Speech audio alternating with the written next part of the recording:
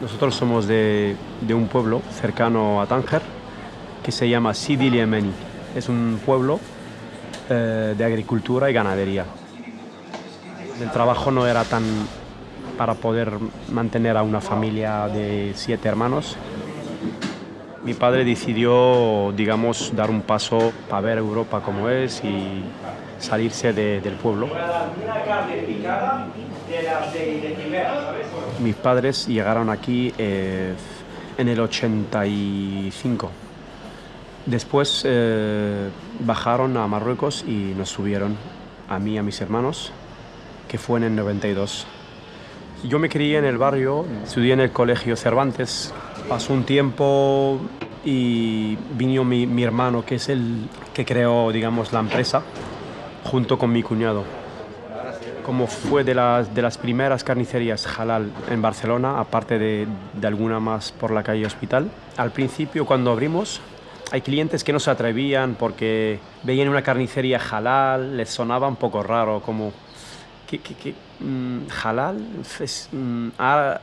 árabes, o quizás cuando te ven de fuera y piensan como que no se atreven a entrar a veces. Pero poco a poco ha sido así que entre los clientes que entraban probaran la carne y se lo decían a otros amigos. Entonces venían así. Aparte de gente musulmana, digamos que haya variedad de todos los países, latinos, españoles, ingleses. Digamos que todo el barrio actualmente está comprando nuestra carne halal. Los mismos clientes nos han ayudado. Por ejemplo, los cortes argentinos no los conocíamos nosotros, porque aquí se despieza la carne de otra manera. Y entonces los mismos clientes me decían, mira, Rashid, eso se corta así en mi país. Entonces los mismos clientes nos fueron enseñando.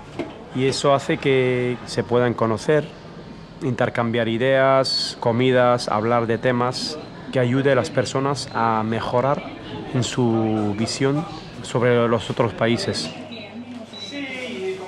El barrio ha ido cambiando poco a poco, digamos, ha ido viniendo familias nuevas, hay gente que se ha ido por tema de trabajo, porque cambió el tiempo con la crisis, la gente se ha ido yendo.